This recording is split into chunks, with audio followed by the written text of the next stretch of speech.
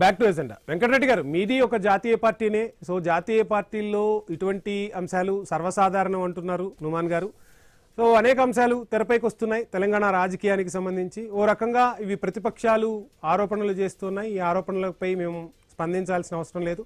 అటు సీఎం అయినా ఇటు డిప్యూటీ సీఎం అయినా పూర్తి టర్మ్ వాళ్ళు కంటిన్యూ చేయబోతున్నారన్న అంశాన్ని కూడా నుమాన్ గారు తెరపైకి తీసుకొచ్చారు. సో ఎలా చూస్తున్నారు ఈ అంశాన్ని? అందరికీ నమస్కారం.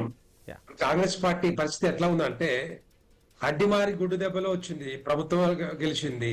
వచ్చిన తర్వాత ఒక రెండు రకాల ఇష్యూస్ ఉన్నాయి బేసిక్ గా. ఒకటి పార్టీ ఇష్యూస్, రెండోది పబ్లిక్ ఇష్యూస్.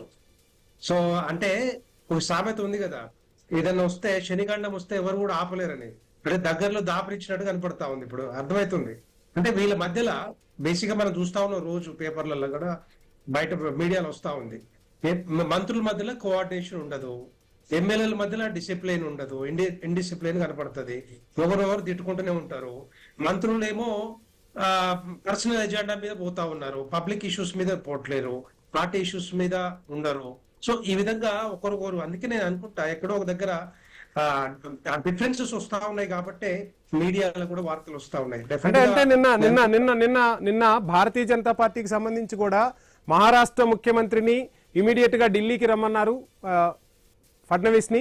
ధర్మేంద్ర ప్రధాన్ రాజీనామా తర్వాత అన్న అంశాలు కూడా తెరపైకి వచ్చాయి. ఆయన కూడా ఢిల్లీ వెళ్ళారుగా. రకరకాల అంశాలు అప్పుడు కూడా తెరపైకి వచ్చాయిగా. మరి బేసిక్ గా ఏ పార్టీ వాళ్ళ పార్టీ చూసుకుంటుందిలే కానీ, అంటే యాక్టివిటీస్ ఏమైనా ఇష్యూస్ ఉన్నా కూడా, ఫర్ ఎగ్జాంపుల్ ఏమైనా ఇంపార్టెంట్ బిల్స్ ఉన్నా వాటి మీద చర్చించడానికి కానీ, లేకపోతే ఒపీనియన్ తీసుకోవడం కానీ, ఇంకొకటి కానీ డెఫినెట్ గా తీసుకుంటారు.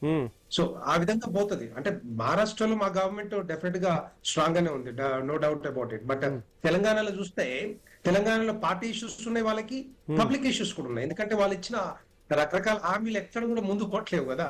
సో వాటి మీద కూడా వాళ్ళు కొంత తెలంగాణ ప్రజలందరూ కూడా మరి ఏ విధంగా హ్యాపీగా లేరు కదా ఆ విషయంలో. మరి కాంగ్రెస్ హైకమాండ్ కూడా వాళ్ళు కూడా గవర్నమెంట్ చూస్తుంది ఏం జరుగుతుంది, ఎట్లా జరుగుతుంది, రేపు పొద్దున గెలుస్తామా, మళ్ళా ఓడి పరిస్థితి కనపడుతుందా ఏంటి అనేది వాళ్ళు కూడా ఇన్పుట్ తీసుకుంటారు. దాని విషయంలో వాళ్ళ డెఫినెట్ గా ఏ పార్టీ అయినా కూడా నేషనల్ పార్టీస్ ఇన్పుట్ తీసుకుంటే, ఫీడ్బ్యాక్ తీసుకుంటే దాని మీదనే పార్టీ కానీ పార్టీ ప్రభుత్వాలు కానీ నడుస్తుంటాయి. ఆ విధంగానే తీసుకోవచ్చు అనుకుంటా. ఒకవేళ బట్టి వీళ్ళ మధ్యలో ఏమైనా డిఫరెన్స్ వచ్చింది అనుకోండి, chief minister, deputy chief minister definite గా ఏమంటారు, సో ఇక్కడ ఉంటే రేపొద్దున నాకు తలకాయ నొప్పులు ఉంటాయి కదా, నేషనల్ పార్టీకి పంపిస్తే నేను వన్ సైడెడ్ గా ప్రభుత్వాన్ని నడిపించుకోవచ్చు కదా అని వాళ్ళు కూడా అనుకుంటారు కదా. సో ఆ విధంగా కొంత మనకు తెలుసు. ఎందుకంటే మినిస్టర్స్ మధ్యలో ఎన్ని ఇష్యూస్ వస్తా ఉన్నాయో అర్థమవుతా ఉంది. ఒకరికొకరి కోఆర్డినేట్ చేయలేకుండా వాళ్ళు ఎక్కడ ఆపడానికి, అక్కడ ఆపడానికి, ఇక్కడ ఆపడానికి ప్రయత్నం జరుగుతూనే ఉంది. మనం చూసాం తుంగతుర్తి ఎమ్మెల్యే మినిస్టర్ గానీ లేకపోతే ఎమ్మెల్యే గానీ ఏ విధంగా తిడుతా ఉన్నారు. అంటే ఆ డిసిప్లిన్ లేక, అట్లీస్ట్ బయట లోపల తిట్టుకుంటారు కానీ బయట మరి ఓపెన్ గా తిట్టుకోవడం అనేది ఇండిసిప్లినే కదా డెఫినెట్ గా ఏ పార్టీలో అయినా కూడా. వాళ్ళ అంతర్గత ప్రజాస్వామ్యం అని చెప్పుకుంటున్నారు మరి, మా పార్టీలో స్వేచ్ఛ ఉంటుందని చెప్తారుగా. అంటే రేపు పొద్దున నెక్స్ట్ జనరేషన్ కి ఏం మెసేజ్ ఇస్తారు ఇట్లా తిట్టుకుంటే? తప్పు కదా ఇదంతా కూడా. ఒక ఎమ్మెల్యే గాని, మంత్రులు గాని, ఇంకొకరు గాని ఇట్లా మాట్లాడుకుంటే రేపు పొద్దున వచ్చే ఎమ్మెల్యేగా పోటీ చేయాలనుకున్న వచ్చే నెక్స్ట్ జనరేషన్ కూడా కొంత మెసేజ్ అయితే ఇవ్వాలి కదా. స్టూడెంట్స్ ఉన్నారు, రకరకాల ఇష్యూస్ ఉంటాయి, రకరకాల అందరూ ప్రతి ఒక్కరు కూడా గమనిస్తుంటారు. అంటే ఏ పార్టీ ఏ విధంగా పోతా ఉంది, ఎట్లా ఉంటుంది, ఏ విధంగా ఏ పార్టీకి ఓటేస్తే రేపొద్దున మన ప్రభుత్వాలు కానీ ప్రజలు కానీ హ్యాపీగా ఉంటారన్న ఆలోచన అయితే ఉంటుంది కదా. ఆ విధంగా జరుగుతూ ఉంది. అందుకే నాకు తెలిసింది పార్టీకి, కాంగ్రెస్ పార్టీ ఈ తెలంగాణ రాష్ట్రంలో ఇక వచ్చే అవకాశాలు లేవు, మనకు పూర్తిగా తెలిసిపోయింది. ఎందుకంటే వాళ్ళు ఇచ్చిన ఒక 100 అంశాలు కానీ 6 గ్యారెంటీలు కానీ రకరకాలు ఉన్నాయి కాబట్టి ఎవ్వరు కూడా హ్యాపీగా లేరు. స్టూడెంట్స్ కానీ, నిరుద్యోగులు కానీ, మహిళలు కానీ, రైతులు కానీ, రైతు కూలీలు కానీ, ఇంకా అందరికి అన్ని రకాలుగా పెండింగ్స్ పెడతారు. అందుకోసమే అధిష్టానం మార్పులు చేర్పులు చేసి ఏమన్నా కొంత ఫేవర్ అయ్యేలా చూసుకోబోతుందంటారా? చేయొచ్చు, మేబీ ఉండొచ్చు. ఎందుకంటే 32 నెలలు అయింది.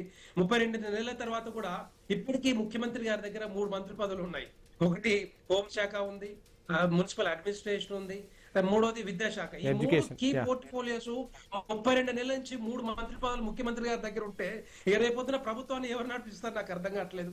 అంటే వాళ్ళ మీద అంటే ఎవరు ఒక ఎమ్మెల్యే, సమర్థవంతమైన ఎమ్మెల్యే ఎవరు లేరా? ఎమ్మెల్యేస్ ఎవరు లేరా? అలా నేను మాట్లాడుతున్నారు ముఖ్యమంత్రి గారు సెన్సీ రావాలి, యువతకి అవకాశం ఇవ్వాలంటే ఒక యంగెస్ట్ ఎమ్మెల్యేకి ఆ విద్యాశాఖ ఇస్తే మంచిదే కదా, Yeah. ఎందుకు ఇవ్వట్లేదు మరి? అదే వాళ్ళే ప్రపోజ్ చేస్తే ఇంకా బాగుంటది కదా, ఒక ఆదర్శవంతంగా ఇచ్చినట్టు ఉంటది కదా. అది సో కూడా ఐన్యూస్ వేదికగా ముఖ్యమంత్రికి ఓ సూచనో సలహానో సవాలో విసరబోతున్నారా పల్నాటి వెంకటరెడ్డి గారు? 100% చేయమని చెప్పండి. దమ్ము ధైర్యం ఉంటే నిజంగానే యంగెస్ట్ ఎమ్మెల్యేకి ఒక ఎడ్యుకేషన్ మినిస్టర్ ఇవ్వమని చెప్పండి. అవును. ఢిల్లీలో మాట్లాడగా చిట్చట్లు మాట్లాడగా చేసి చూపించమని చెప్పండి. చేసి చూపిస్తే అది రేపొద్దున ఆదర్శవంతంగా ఉంటుంది. కానీ అవన్నీ చేయరు. చాలా మంది సమర్థవంతమైన ఎమ్మెల్యేలు ఉన్నారు. ఇప్పటిదాకా 32 నెలల నుంచి ఎందుకు ఆపుతా ఉన్నారు? చైర్మన్ పోస్టులు కానీ మిగతా పోస్టులు Yeah, కానీ right, ఎందుకు sir. ఆపుతా మాట్లాడదాం. ఉన్నారు? ఎందుకు వన్ సైడెడ్ గా వెళ్ళిపోతా ఉన్నారు? మరి కాంగ్రెస్ పార్టీ సమాధానం చెప్పాలి తెలంగాణ Yeah, ప్రజలకు, right. కాంగ్రెస్ పార్టీ నాయకులు కూడా.